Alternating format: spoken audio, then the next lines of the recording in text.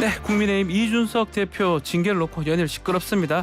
자진 사퇴 압박이 커지고 있는 가운데 다른 한쪽에서는 선출직 대표인 당대표 징계는 신중하게 접근해야 한다, 이런 의견도 있는데요.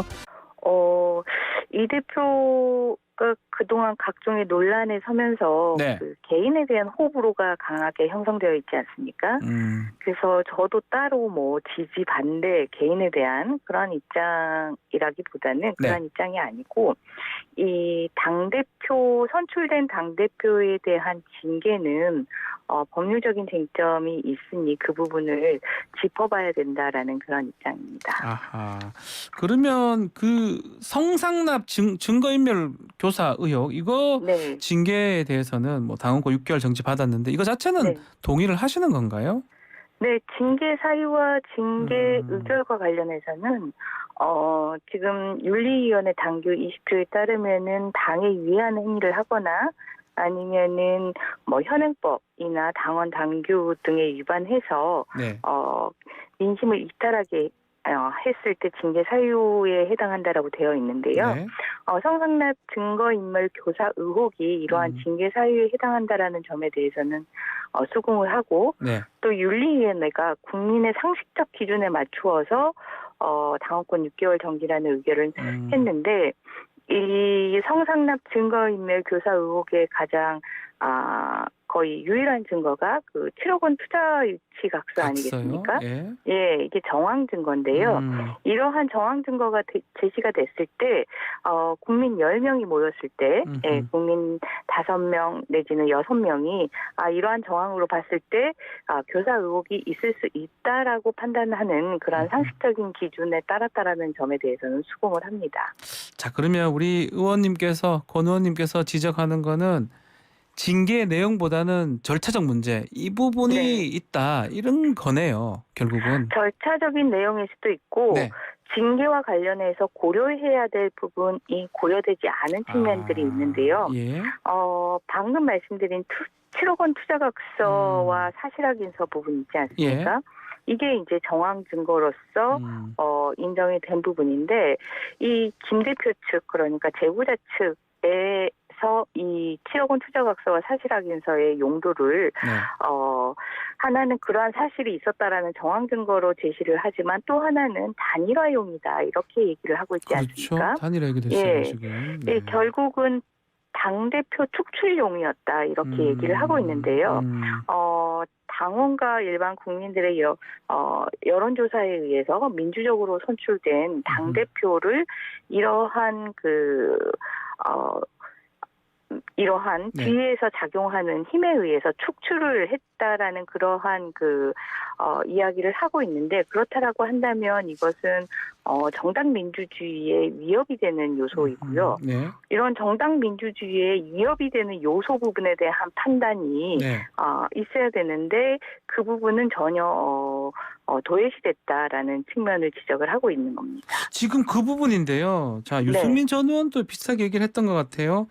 이게 윤핵관들 정치 보복, 이렇게 얘기를 하면서 지금 7억 원짜리 그 투자 유치 각서가 대선 당시에 윤석열 대통령 또 안철수 의원 간의 단일화에 활용했던 언론 보도, 이 부분을 지금 얘기를 하고 있거든요. 네. 근데 또 뭐 안 의원 측에서는 허무맹랑한 음해라고 반발하고 있기도 하고요. 네.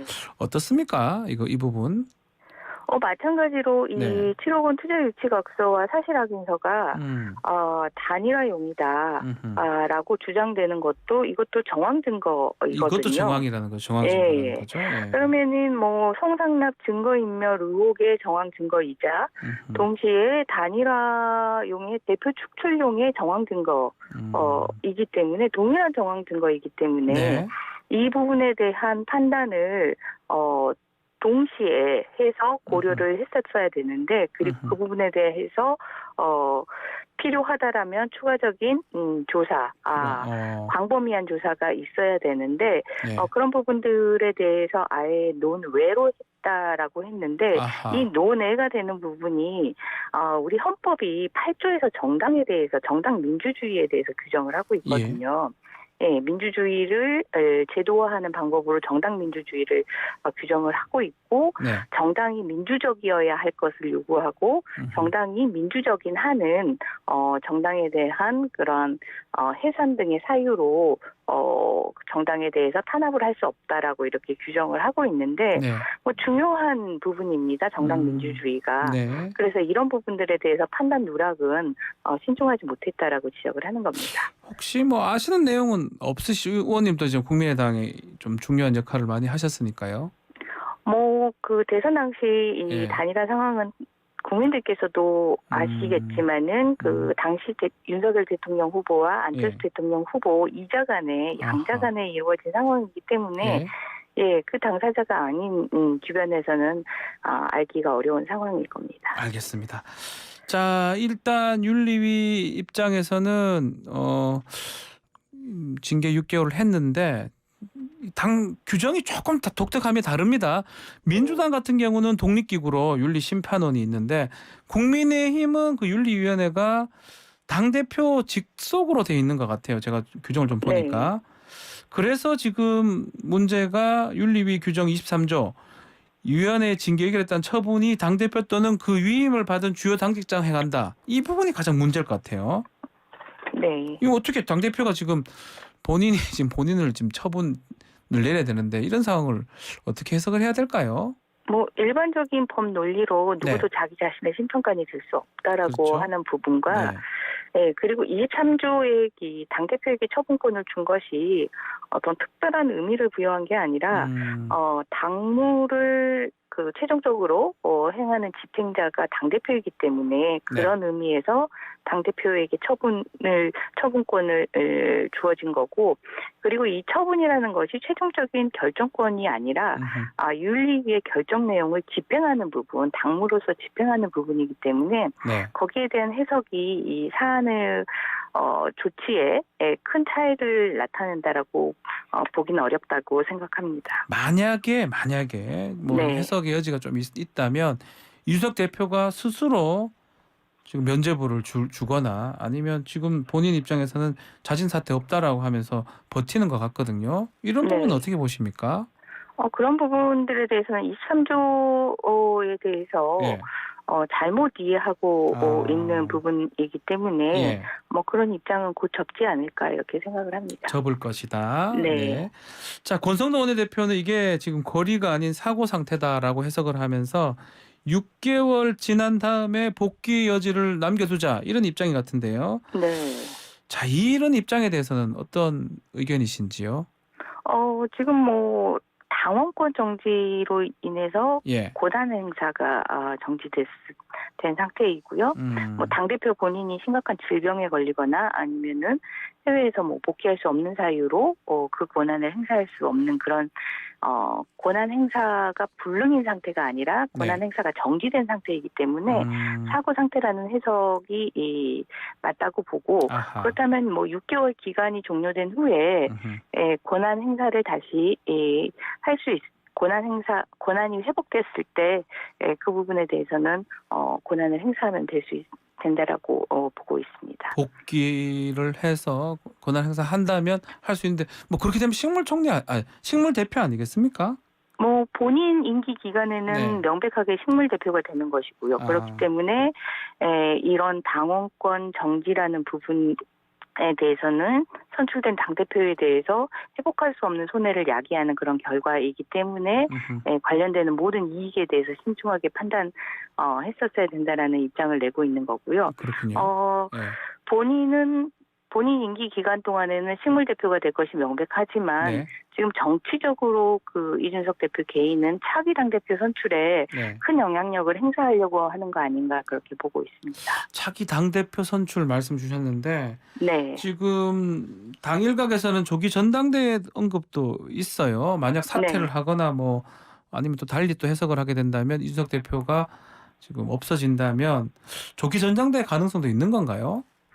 뭐 일부 언론 보도를 통해서 뭐 당원 당규를 개정을 해서 그 공천권을 갖는 임기 2년의 당대표를 새로 선출하는 방법에 대해서 당 내부에서 논의가 있다라는 그런 보도가 있는데 현실적으로는 뭐 차기 당권의 뜻을 가지고 있으신 분들이라면 아마 그게 가장 안이 가장 좋으시겠지만 공천권을 갖는 당대표가 되는 거.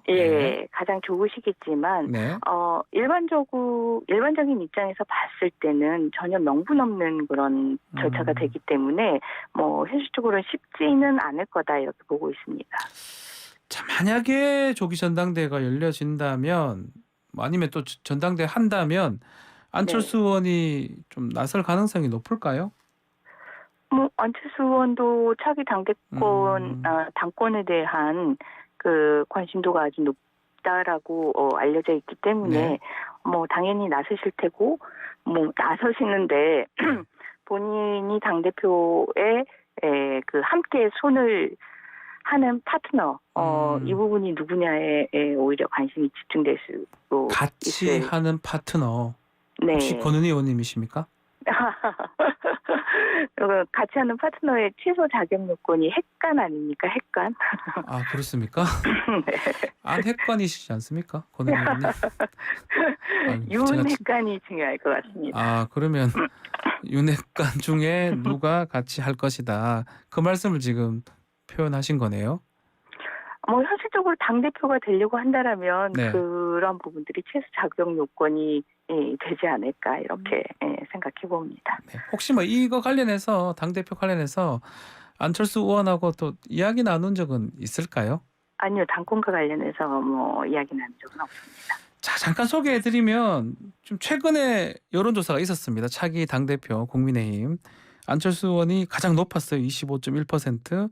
나경원 의원이 12.6, 김기현 7.0, 권성동 원내대표 4.5 등등인데 뭐 자세한 내용은 피플 네트워크 리서치가 뉴델리 의뢰로 1,019명 또 지난 10일 날 발표한 내용입니다. 자세한 내용은 중앙선거관리 홈페이지 참조하시면 되는데 요거는 어떻게 보십니까? 뭐 일반적인 여론조사긴 하지만요.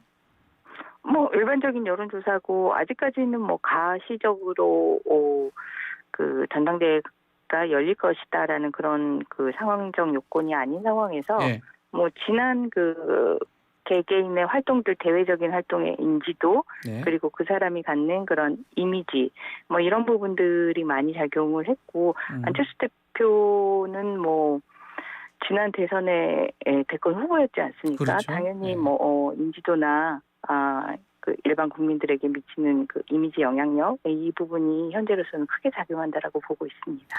자, 이제 이거는 다 전당대회 되려면 이준석 대표가 뭐 사퇴를 하거나 받아들이거나 별말 없을 때 이제 진행이 순조롭게 되는 건데 좀 가장 뭐 아마 당내에서도 좀 우려하는 부분일 것 같기도 한데 이준석 대표가 가만히 있을까요?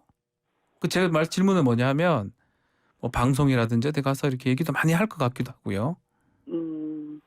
지금 뭐 이 대표의 직접적인 이 대표 측의 정보를 확인하지는 못하지만 뭐 지금 이 대표 측이라고 하는 분들이 그 건네는 조언이 언론을 통한 본인의 심경이나 감정을 노출하는 행위나 뭐 SNS를 통해서 노출하는 부분들이나 이런 부분들에 대한 자제는 일관되게 요구를 하도록 하고 있는 상황이기 때문에 그런 부분들에 대해서는 조언이 어느 정도 작용을 하지 않을까 이렇게 보고 있습니다. 조언이 작용해서 이제 주말간에는 좀 별 얘기가 없었거든요. 작동하고 있을 것이다라고 보시는군요. 자, 홍준표 시장이 이런 얘기도 했어요. 바른미래당 시절에 손학규 대표 밀어내기 위해서 그 얼마나 모진 말 쏟아냈느냐라고 하면서 업보 뭐 이런 게 표현이 됐던 것 같은데 그때랑 좀 지금 비교가 될 수 있을까요? 뭐 이 대표 개인에게 해주는 충고라고 보고 있고요. 이준석 대표 당시에 이제 손학규 대표와의 대립 구도가 참으로 오랫동안 지속이 됐고 거기에 국민들도 그런 부분들을 잘 알고 있는데 그 개인에 대해서는 뭐 홍준표 대구시장이 이렇게 표현을 쓰면서 좀 자제를 당부하는 그런 조언을 하실 수는 있습니다. 그러나 말씀드렸다시피 이거는 이 대표 개인에 대한 지지 반대를 떠나서 정당민주주의 관점에서 살펴봐야 될 쟁점이 분명히 있는데 그 부분에 대해서는 윤리가 살펴보거나 아니면 그 이익을 함께 이익을 고려하거나 하는 부분들이 없었기 때문에 네. 이거는 그때 사안하고 별개로 짚어봐야 될 쟁점이라고 보고 있습니다. 자, 우리 의원님도 뭐 국정원 댓글 사건들을 아마 몸소 겪었던 분이시기도 한데 네. 지금 국정원에서 서운하고 박지원 전 원장 두 원장을 고발을 했습니다. 네. 이 부분 어떻게 보십니까? 전 정권에 대한 수사 같기도 하고요. 국정원 직접 고발을 또 했거든요. 지금 뭐 전 정권에 대해서 전방위적인 사정 네. 정국으로 나섰다라고 이렇게 평가를 하고 있지 않습니까? 예. 예, 뭐 전 정권 에서 잘못된 일이라면 그 부분은 당연히 법에 의해서 심판을 받아야 되는 거고 그 네. 부분을 특별히 사정 정국이라고 평가할 일은 아니라고 보고 있는데 다만 사정 정국이냐 아니면 일반적인 형사사법 시스템에 의해서 잘못된 부분을 형사처벌하는 것이냐라고 평가하는데 중요한 기준이 뭐죠? 이 사정 당국에 대한 그 장악력, 이 부분이 참으로 중요한데요. 예. 사정 당국을 장악을 해서 이런 부분들이 진행이 된다라고 한다면 사정 정국으로 평가를 하는 것이 맞고요. 예. 그것이 아니라 사정 당국이 정상적으로 자신들의 그 고위직을 선출을 하고 추천을 하고 그 추천에 따라서 임명이 된 그 총장들이 이 과거의 위법 사실에 대해서 형사사법 시스템에 의해서 형사처벌을 하는 것은 그냥 정상적인 형사사법 시스템이거든요. 예. 그런데 지금 뭐 윤석열 정부에서 사정 당국에 대해서 뭐 전체적으로 내각 인사에 대해서 말이 많지만 그렇죠. 특히 사정 당국에 대해서는 유난히 식물청장, 총장을 만든다라는 그런 평가가 있지 않습니까? 그렇죠. 예. 예, 경찰 고위직에 대해서는 치안감 인사 번복이라는 그런 초유의 사태까지 나왔고요. 네. 검찰총장에 대해서는 총장 부재 중에 검찰의 인사가 다 마무리되는 그런 상황으로 지금 사정 당국이 정부 식물화가 되고 있는 상황 아니겠습니까? 예. 그런 상황에서 이러한 일련의 일들이 벌어지는 것은 전 정부에 대해서 지금 그 전방위적인 사정으로 가고 있다라고 평가를 해도 충분하지 않을까 이렇게 보고 있습니다. 알겠습니다. 자, 마지막으로 취임 2달 맞았는데 지금 지지율이 크게 좋지는 않습니다. 요거만 좀 반드시 바꿔라. 좀 의견 한번 듣고 마무리를 좀 짧게 부탁드리겠습니다. 뭐 이건 제가 새삼스럽게 지적하지 않아도 지지율 폭락의 근거가 인사 아니겠습니까? 인사. 예, 본인이 훌륭하고 유능한 전문가를 인사를 한다라고 하는데 그 훌륭하고 유능한 전문가가 꼭 내가 아는 사람 중에 나오는 겁니다. 결국은 빽과 인맥, 불공정의 극치인 인사가 이루어지고 있고 그 결과로 지금 뭐 우리 사회에 행행한 말들이 소통용이다. 윤석열 대통령의 복심이다. 윤핵관이다. 이게 바로 빽과 인맥에 의한 불공정의 그 결과인 것이고요. 그 결과로 어떤 식물총장이나 식물청장 뭐 이런 얘기가 당연히 나오는 거고 지금 뭐 A부터 Z까지 불공정한 인사가 이 모든 상황의 시발점입니다. 알겠습니다. 이 부분은 반드시 바꿔야 합니다. 자, 오늘 말씀 여기까지 듣겠습니다. 감사합니다. 네, 감사합니다. 국민의힘 권은희 의원과 말씀 나눴습니다.